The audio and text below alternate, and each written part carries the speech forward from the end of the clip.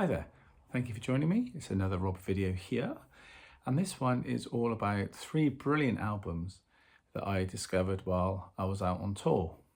Now, I've just come back from the Lorena McKinnett, the Mask and Mirror tour, and I did mention before on another clip a few days ago that I like going out and checking out the sites wherever we are, obviously if I've got the time. I like checking out restaurants and the food. I also like checking out room service as well and checking out my room for as long as I can before we have to get back on the tour bus. But I also like going to record shops and vintage drum shops and just music shops. And a thing I did while I was on the road this time was I decided to try and do a bit more listening. Sometimes I read a lot. Though all the books I took this time, I didn't really touch any of them. But I got an email from a record shop that I've been dealing with for ages, ever since I saw one of my favourite bands, and that's Dry Cleaning, do like a tiny desk concert from their shop. And I checked it out, World of Echo it's called, and I thought, wow, this place is really cool. You know, they had the second-hand stuff, but they were dealing with punk and ambient music and a lot of modern indie stuff. And, you know, some bands put their stuff in there, they're unsigned and stuff like that. And I just thought that's like a really good old-fashioned record shop. And every month I get an email, maybe it's 2, like a newsletter. And I always go into their ambient electronica section or minimalist music.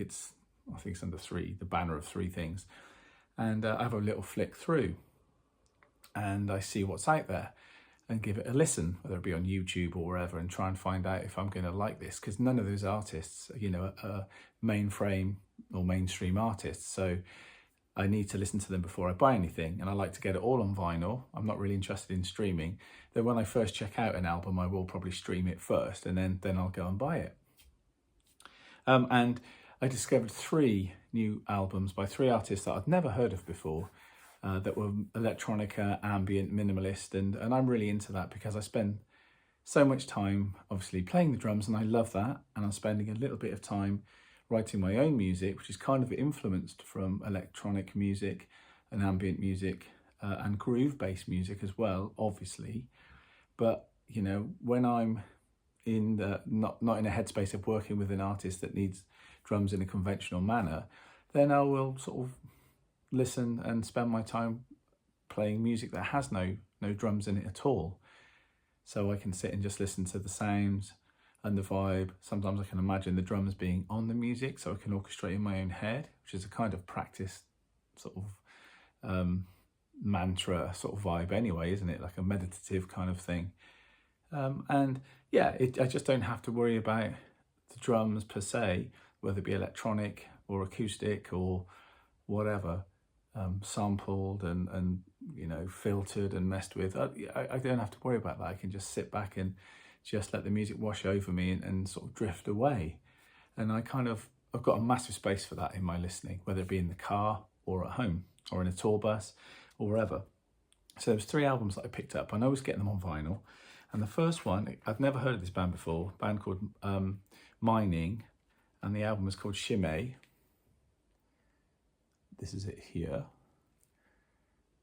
And when I first started listening to it, it was took a long time to get started. It was just holding a note, and there was some different sounds going on. And I thought, right, okay, I need to read about what this album's about. And it was really interesting because on the hype sticker here, it's got a few things. I'll just read it. Music to watch the horizon to, which I thought was cool. Shimei charts the progress of ex-hurricane Ophelia and Storm Brian over the course of a week in October 2017, utilising data from Chichester West Pole Beacon, a weather station in the English Channel, which I thought was a very cool thing to do. With Mother Nature orchestrating the piece, she is joined by powerful, intuitive improvisations on piano, cello and synthesizer. And this is, you know, a vinyl copy of 504 or whatever. And they put a little download in there as well. But I think that's really, really cool. So this music is covering the beeps and the actual flow of these storms through the sounds they were making, and they just added bits to it, and that just literally floated my boat straight away. I was like, that's cool, because I'm always looking for different ways to make music, and I've said many times that obviously there's more music to be made in the standard way, you know, melodic forms that have been out there for centuries, and we can always find new ways of doing that and beautiful chord changes and stuff. But I'm always looking for something else because I'm not sort of grounded in that. I've got no real education or foundation in that particularly. So when I make music, it's kind of trial and error and trying things out, which you know, is never going to get me writing movie scores and stuff. But that's not what I want to do anyway. But it gives me like a chance to look at the keyboard and some software and go, oh, I can make interesting sounds. What happens if I go into this? Sometimes it goes well, sometimes it goes badly wrong, and sometimes my more learned friends will say, you can't do that, that doesn't work. And it's like, okay, well, that's cool, but I experimented and I had a go. And other times these same people will go, how did you fall across that? That's a really nice progression. And the way those sounds overlap, it's really nice. And that's what I want to do. As I say, I'm not Brian Wilson or Paul McCartney or anyone that can write songs, or Burt Bacharach and whoever, Paul Simon. Let's just name loads of songwriters, Billy Joel, blah, blah, blah. Yeah, so that's a double album. Really, really very, very vibey. Just sit there and just, you can lose yourself in the way the music grows. And it does get to, you know, some moments, but I don't want to give too much away. Just go and listen to it. This is really a video just to say, go and check these things out, because I think you'll dig them. So that was the first one. The second one, again, never heard of these artists before, Euler and Ultrafog. And the album is It Means a Lot. And it's under the ambient motion ward. Don't know what that means, motion ward, but there you go. So here's the album. Lovely artwork again. A lot of these albums have some superb artwork. And there's the vinyl in the back there. Let's bring this forward. Very nice. And this again has got some voices that have been, the effects on the voices that come in and out and kind of drift. No real rhythm tracks. Lots of synth, lots of guitar effects, you know, reverbs and delays and so on that come in and out and then disappear again and then come back, and it'll go back to like a keyboard pad and then back in again. You know, it sounds like it could just be very, very boring. It's not. The way it's orchestrated, and I think that's the genius of this music, that all of this stuff that we're talking about is a bit like the Steve Reich stuff. You're waiting for the change. Now that's more orchestral, I guess, with his minimalistic approach, and fairly jazzy, because he was a jazz drummer as well. So he's got an amazing understanding of rhythm and syncopation and timing and time signatures. Incredible. But it's still coming from a fairly learned background. Whereas I feel some of these artists are kind of, I don't know, they might write to me and say I'm completely wrong. You know, they'll say, oh, darling, I'm a classical musician, in which case I apologise. But the pieces do sound like it's through experimentation and listening and waiting for a moment, rather than saying it has to be 16 bars and then this next change happens. It just kind of ebbs and flows. And in the studio, you can imagine them saying, this is the change here. This feels right to me, because that's kind of what I do with mine when I'm writing that atmospheric, vibey stuff. And again, lying down in your bunk, you know, on a tour bus with your headphones and just listening, just, you know, I'd get to places a lot quicker listening to this music. Not just literally in the bus, but here as well. Lots of thought processes it helped with and so on. And it's just comforting. You know, there's something, I know this music can annoy some of my friends that listen when they come round. I'll stick it on in the background and they say, for goodness sake, can we just have something that, you know, is more like a song? Why are we listening to this kind of thing? And I get that, and I'll apologise, I'll take it off, or I'll make them listen to it. But, you know, this is something, as I say, this is my channel, so I can put out what I like about the content and stuff. And I just feel it's something that sometimes drummers could stop getting so caught up in music with drums in it and listening to that, and then stepping away and listening to classical or this ambient electronic world, and soundtrack atmospheric vibes, because there's a lot we can gain, I think, from listening to music with no drums. You can orchestrate in our heads and compose in our heads as we're listening to it. That's one thing, like a practice Zen thing. But as another, just stepping away from thinking we have to be playing on everything, and just listening to how that music works. Anyway, I said I was going to keep this short, didn't I? Or did I? Did I not? Probably not, because I can't these days, can I? And my favourite one out of them all, if I have to say that, but I love them all, called Pablo's Eye, who I've since been connected with on Instagram, which is brilliant. and love talking to them. They seem really lovely people and they make great music, and they're sending me a little present package of stuff, which is great, which I'm really grateful for, and I can't wait to receive that. But I stumbled across his album, and like all these things, I think they find you in a way, because when I did that search on World of Echo, I could have found anything, but these were the things that spoke to me and I clicked buy straight away.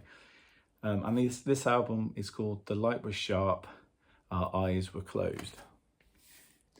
Really groovy cover, nice artwork. And again, this is kind of vibey, soundscape, atmospheric, some vocal spoken word coming in and out.